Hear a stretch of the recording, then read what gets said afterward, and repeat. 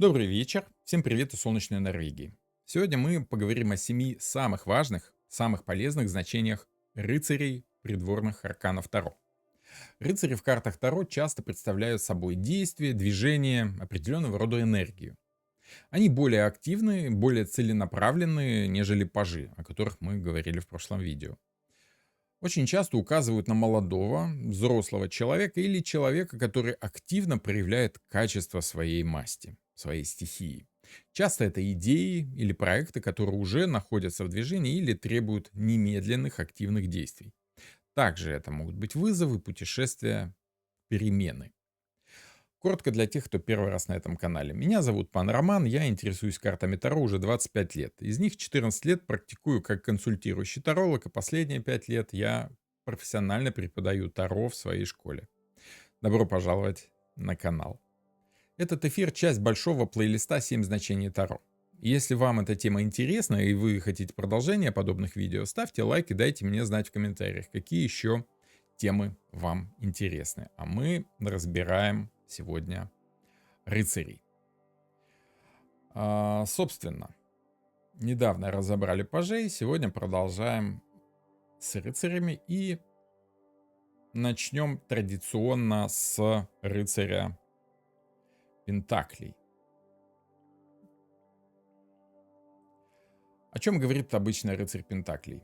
Рыцарь Пентаклей как человек, если речь идет о раскладах, да, в которых придворные карты чаще всего являют собой символику определенного человека, на которого стоит обратить внимание, на действие человека, на характер действия человека.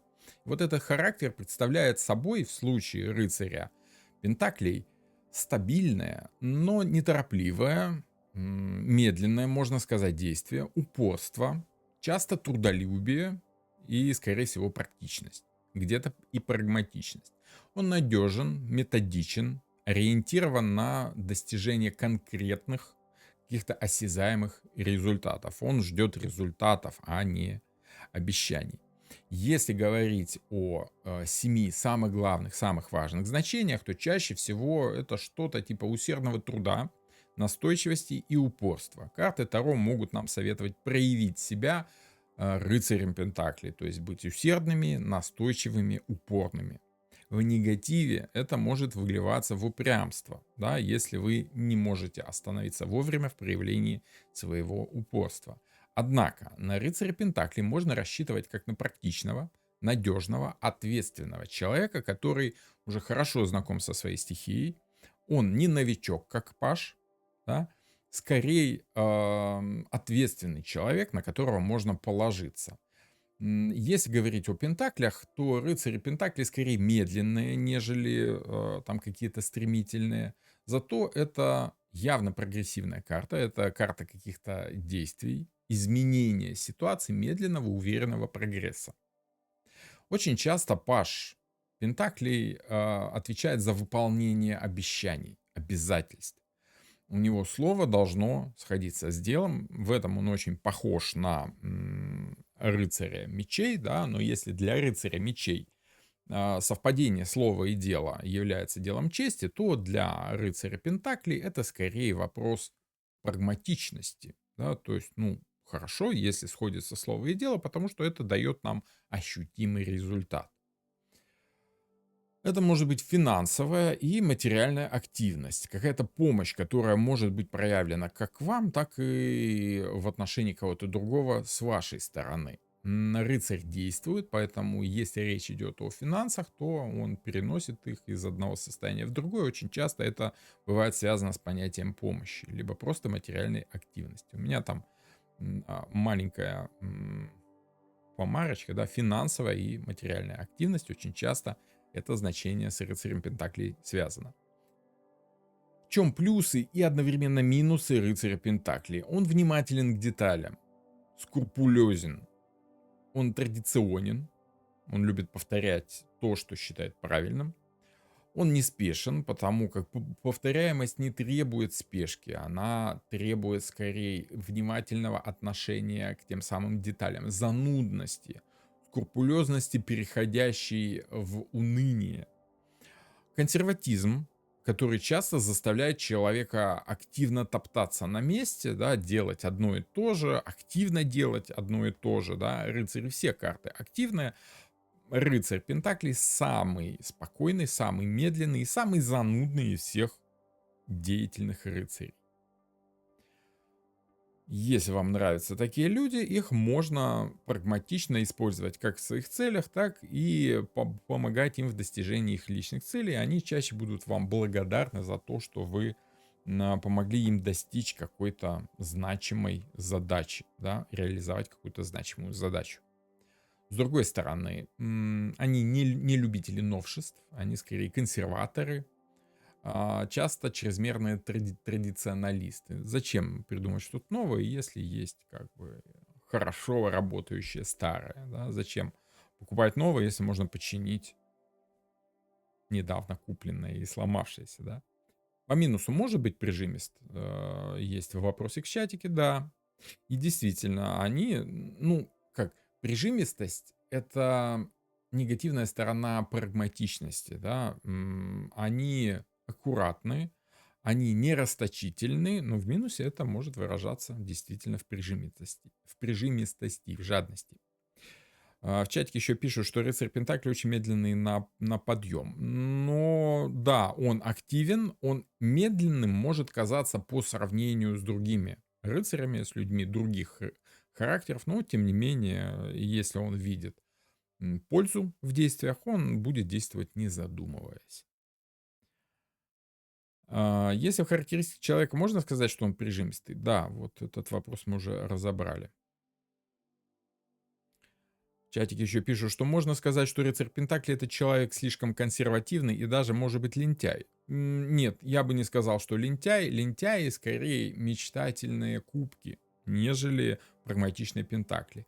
Пентакли любят процесс работы, если он не слишком тяжелый, скажем так. Но вот само ощущение темпа, само ощущение ритма работы, физическая вовлеченность в какой-то процесс, может быть, им сложно начать, но когда они включаются в процесс, от лени не остается и следа. Как-то так. Вот такие дела. Хорошо, двигаемся дальше. От рыцаря Пентакли мы переходим к рыцарю огня. Это вот тот самый активный из рыцарей. Нельзя сказать, что самый сообразительный, но точно самый инициативный. Рыцарь Пентаклей, извините, рыцарь жезлов часто символизирует собой страстное движение вперед, какие-то приключения, которые он готов переживать, сложности, которые он готов преодолевать, энтузиазм, с которым он включается в любой кипиш, кроме голодовки, и готовность рисковать. Это как влюбляет в себя, так и заставляет насторожиться, если вы человек рассудительный и спокойный. Да? Он скорее вас взбаламутит, нежели успокоит. Он импульсивен, он энергичен, порой чрезмерно энергичен, назойлив бывает, да, потому как он проявляет собой активное желание, он всегда готов к новому какому-то вызову. Очень часто в раскладах, особенно в традиционных там школах Таро, рыцари жезлов, вообще все рыцари могут отвечать за активные движения, за приключения, за путешествия, за какой-то переезд, движение, рост активности. Он сложное слово, энтузиазм, он проявляет энтузиазм, давайте не будем усложнять, да. Он страстный, замотивированный, можно сказать. Причем, как бы, его мотивирует не столько сама ситуация, сколько он сам уже может, как бы, почувствовать страсть к движению вперед.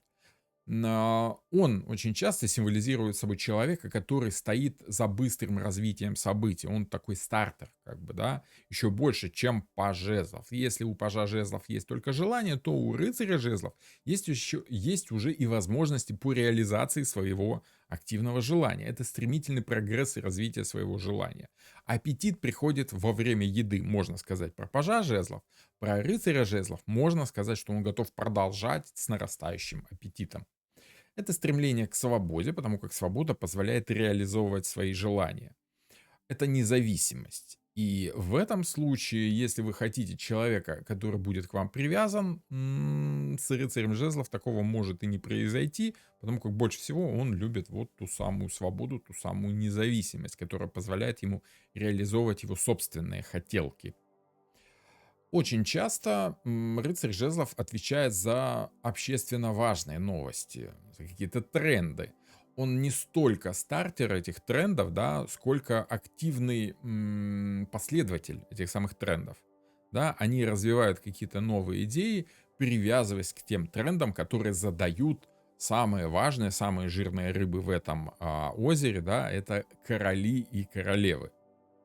Можно сказать, что рыцари жезлов подхватывают какую-то идею, какое-то желание и активно развивают движение этой идеи уже по широким массам, скажем так. А, Из позитивного это смелость, готовность рисковать. Из негативного чрезмерная смелость и готовность рисковать там, где в этом нет необходимости. Там, где можно спокойно проехать, он газует, да. Там, где можно нормально, внятно, рассудительно пообщаться, он начинает с пылом, жаром что-то доказывать, там, где это доказывать не надо. Особенно, если ему захотелось. Негатив по рыцарю жезлов при всех положительных аспектах.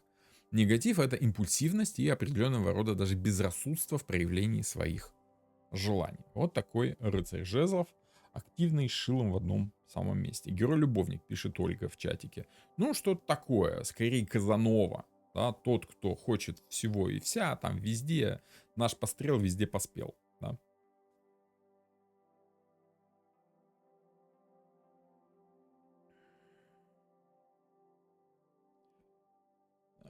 Рыцарь жезлов вступает в бой ради боя, задает вопрос в чатике. То есть важен сам процесс, а рыцарю пентаклей результат.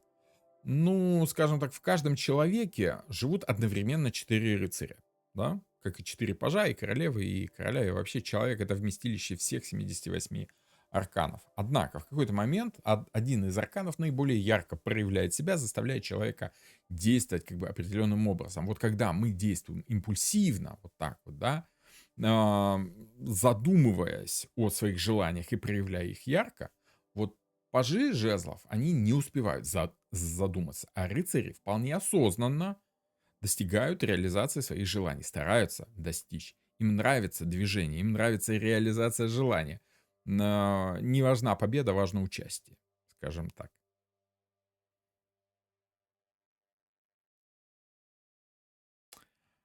В чатике спрашивают, ну голова, руки и ноги у него железные в броне. Ну, рыцари, они в принципе склонны к тому, чтобы одеваться в броню, потому как это, скажем так, это символика активности, символика боя, символика действия и противостояния наравне с мечом. Можно сказать, что он спринтер и быстро выдыхается. Ну, пажи, да, спринтеры и выдыхаются быстро, но они легко начинают опять, даже если выдохлись. Да, то есть им долго отдыхать не надо. Ящерицы, о которых речь идет в чатике, на символике коты рыцаря, это саламандры, огненные ящерицы, это символика огня, символика проявления желаний. Можно сказать, что рыцарю жезлов самое важное — показать себя, неважно где. Ну, негативному — да. Позитивно прекрасно понимает, что от него сейчас требуется проявление его желаний.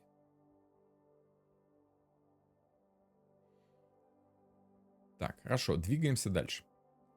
На все вопросы при всем желании не имею возможности ответить. Так, двигаемся дальше. Рыцарь мечей. Лучше напишите их после выхода видео в комментариях уже к вышедшему видео. Там мне будет проще их как-то собрать в одну кучу и ответить в одном из следующих видео. Окей, рыцарь мечей. Это энергия действия. Энергия активного, но разумного действия. Это действие, направленное на достижение цели. Очень часто агрессивно и прямолинейно, просто потому что человек понимает, что некогда объяснять, надо действовать. Он быстр. Рыцарь мечей часто решителен, но может быть также безрассуден и импульсивен, как и рыцарь жезлов. Потому что и мечи, и жезлы — это проявление стихии активной, да, мужской. там некогда думать, у тебя есть сила, надо ее применять. У тебя есть знания, надо им пользоваться. У тебя есть информация, надо ее включить в общее действие, надо ее вплести в ситуацию. Это быстрые и решительные действия, за которые отвечает именно рыцарь мечей. Если Паш прислушивается к тому, что надо делать, рыцарь понимает, что он должен действовать и действует уже исходя из своего собственного понимания ситуации. Это активность, это целеустремленность, когда ты понимаешь свою цель. Это не просто процесс, это, скажем так, достижение логичного результата. Часто стихия мечей говорит о дискуссиях, о спорах, о ситуации, где вам бросают вызов, либо вы бросаете вызов, и, соответственно, вы можете быть не согласны с тем, что происходит. Потому что у вас есть своя информация, у вашего оппонента, оппонентов, противников, коллег могут быть может быть своя информация, и с ней определенным образом вы можете быть не согласны. Рыцарь мечей чаще всего это человек чести, слова, понимания того, что слово должно совпадать с действием, да, как бы заявленные хотелки должны совпадать с полученным результатом, а не так, что хотел одно, а сделал другое. Это и есть дело чести, когда слово совпадает с действием. Что сказал, то и сделал, да, можно сказать, такой ровный пацан. Пацан сказал, пацан сделал. Это логика, это стремление к правде. Потому что, скажем так, информационная составляющая стихии мечей и состоит в том, что ты обладаешь некой информацией, и ты активно добиваешься вот этой самой правды для всех. Пока еще, так как ты рыцарь, у тебя достаточно узкий взгляд на эту правду, и это скорее действительно правда, нежели истина. Вот король мечей, он скорее уже стоит за объективностью и за истиной. Рыцарь мечей, он активист какой-то из сторон, какой-то из точек зрения. Да? В раскладах рыцарь мечей может сигнализировать о какой-то внезапной информации, важной информации, не просто какие-то новости, да, а действительно важная, нужная информация, которая приходит к вам в нужное время от нужного человека и оказывает на вас как раз то самое воздействие, которое для вас и требуется для реализации своих желаний. Эта информация заставляет вас действовать. И не всегда эта информация позитивная. Это человек, который приносит либо очень полезную информацию, помогающую, либо негативную, но все равно полезную. То есть он в любом случае будет говорить правду, нравится вам это или нет. Особо он не будет там обращать внимание на эмоции. Вообще вся стихия воздуха, вся масть мечей, она в принципе относится к эмоциям, ну не то чтобы с пренебрежением, но рассматривает эмоцию в последнюю очередь. Только если это не является их работой. По негативу рыцарь мечей очень часто проявляет себя как напор со стороны какого-то чрезмерно активного, слишком сильного, слишком самоуверенного человека. Это может быть проявляться в виде давления, в виде насилия, быть символом какой-то угрозы, да, начиная со слов и заканчивая какими-то конкретными, порой не очень приятными, скажем так, действиями, а порой очень неприятными действиями. Ну, что ж поделать, да? Так, окей. Двигаемся дальше. Вот с рыцарем мечей разобрались. Вопросики в чате. Можно сказать, что рыцарь мечей это взбунтовавшийся подросток? Я бы сказал, что взбунтовавшийся подросток это негативный паш мечей. То есть он понимает, как правильно, но хочет добиться своей правды, не имея для этого пока возможности реализации. А вот рыцарь уже имеет. Это скорее молодой человек, бунтарь, активист, который проявляет свою позицию уже потому, что может. Потому что он считает это действительно правильным, полезным и в самом деле необходимым. Екатерина пишет, самый любимый рыцарь. Мужчина активно и честно ухаживает для получения результата. Он же может очень настойчиво и излишне целеустремленно ухаживать для получения того результата, который он считает правильным для себя. Да, потому как Не каждый рыцарь мечей полезен, да, в каждой карте есть какой-то позитив, есть какой-то негатив. Если вам нравятся сильные мужчины, да, это ваш вариант. Но действительно сильный мужчина, который может контролировать то, что он говорит и то, что он делает, это скорее король мечей. Рыцарь, он еще пока молод для полного контроля ситуации. Себя он контролировать худо-бедно может, но если его, скажем так, этические ценности не совпадают с вашими, ну, он не будет считать нужным себя контролировать, если вам что-то не нравится. Чат, чат GPT пишет, рыцарь мечей это слишком активный рыцарь пентаклей, которому тоже важен результат, а не процесс. Ну, тут скорее ему важен не столько результат, сколько идеал. Потому как мечи это информационное пространство, это какие-то идеи, это какие-то мысли. Ради какой-то мысли, ради какого-то принципа может действовать рыцарь мечей. Можно сказать, что они определенного рода принципиально действуют. Вернее, рыцарь Пентаклей, он может действовать прагматично, а вот рыцарь мечей, он действует принципиально, даже если это невыгодно. Понимаете? Ну, вот такие дела. Вот Елена правильно пишет, рыцарь мечей часто абьюзер-контролер. Не обязательно, но как бы бывает и такое. А мои вопросы это рыцарь или паш, спрашивают в чатике. Ну, сложно сказать. Сложно. Не очень понимаю, что вы имеете в виду. Двигаемся дальше. Двигаемся дальше. У нас с вами рыцарь кубков. Многие любят этого персонажа просто потому, что это тот самый джентльмен, который умеет проявлять свои эмоции, да, и они в самом деле важны. Менее ярко, осознанно проявлять эмоции. Рыцарь кубков воплощает эмоциональное движение. Это какие-то предложения, которые вы можете получать, приглашения, определенного рода романтику, которая может присутствовать в ситуации по инициативе какого-то человека, да, который может делать то, что он хочет в эмоциональном плане. Он демонстрирует эмоцию, эта эмоция определенным образом оказывает влияние на ситуацию.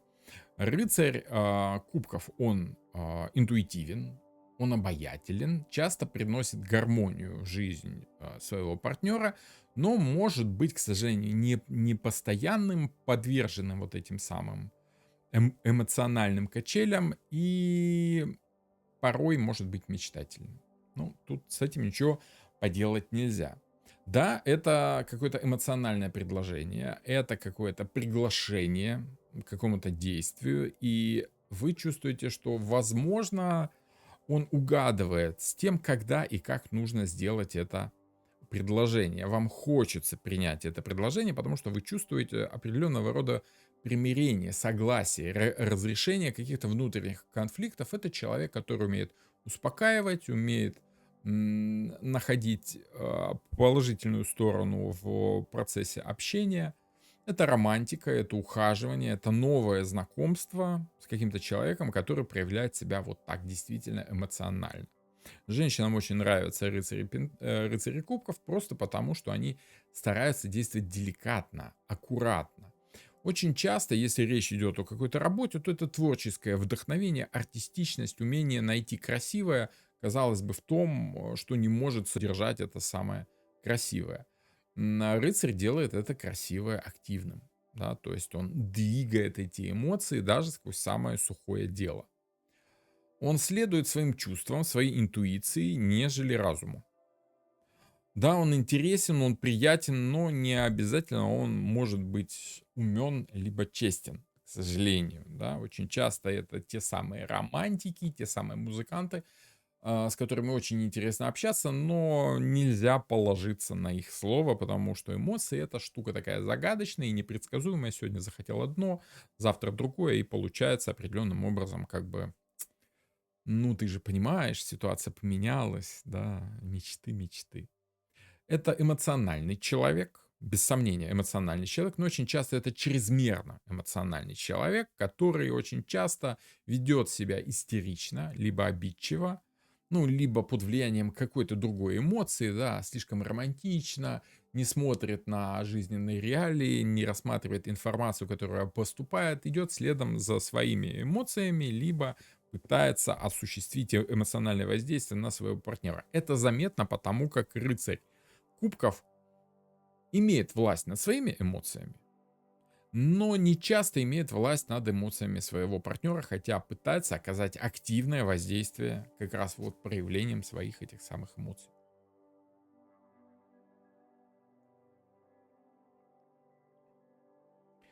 В чатике спрашивают, чего хочет рыцарь кубков? Для начала так, то есть он просто получает удовольствие от того, что дарит эмоции другим, будь то радость или что-то другое, или манипулирует. Ответ на ваш вопрос — да, и то, и то. Понимаете, когда мы дарим эмоции другим людям, мы часто делаем это просто так. Но зачастую мы своими эмоциями хотим воздействовать на эмоции другого человека, и вместо того, чтобы просто сказать логично, как рыцарь мечей, да, оставить в известность, мы демонстрируем свою эмоцию в надежде, что эта эмоция просочится как бы в душу к другому человеку и как бы повоздействует на него. Ничего плохого в этом нет. Все, абсолютно все воздействуют своими эмоциями на других людей. Другой вопрос, с какой целью ты это делаешь. Если цели благородные, да, то, соответственным образом, ничего плохого в этом нет. Если же ты действуешь как-то эгоистично, меркантильно, то, соответственно, это может называться и манипуляцией. Только тут манипуляция не желаниями человека, а скорее эмоциями этого самого человека, с которым имеет дело рыцарь кубков. То есть он играет с чувствами других, ну, в первую очередь, он играет со своими собственными чувствами. И уже опосредованно он играет с чувствами других людей. Он веселится, и люди видят, что и людям тоже становится весело. Он грустит, и людям тоже становится грустно, но люди это осознают, люди это понимают. Иногда люди могут не понимать воздействие эмоций кубкового персонажа, если он король. Король может аккуратно, тонко и незаметно влиять своими эмоциями на там, эмоции собеседника. Рыцарь же действует смело, открыто и непосредственно. То есть он эмоционирует открыто. Потому как в первую очередь он открыто говорит вот о себе. Екатерина спрашивает, Панорама, почему у него такие короткие ноги, он какой-то непропорциональный, с чем связано? Это надо задать вопрос Памеле Колман-Смит.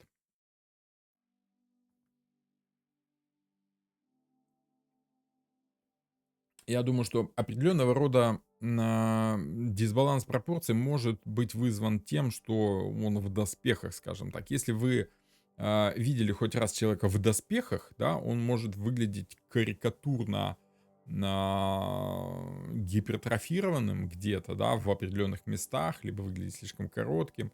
Фигура может прятаться за особенностями доспеха. Это не обтягивающее трико, да, где четко видно. Так что он может, сидящий человек может как бы выглядеть несколько нелепо в доспехах. Это я знаю, это я видел, сам ходил, одевал и наблюдал достаточно длительное время за людьми в средневековых доспехах. Увлекался, было дело.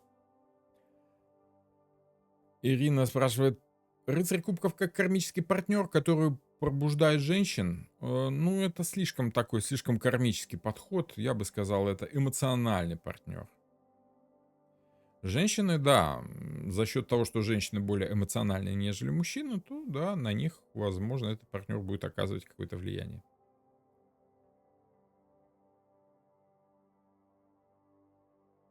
Вчера проходила обучение по искусственному интеллекту, пишет Надежда, и как он может задавать вопросы в чатах. Тут вижу, что чат GPT задает вопросы, даже задумалась о правдоподобности.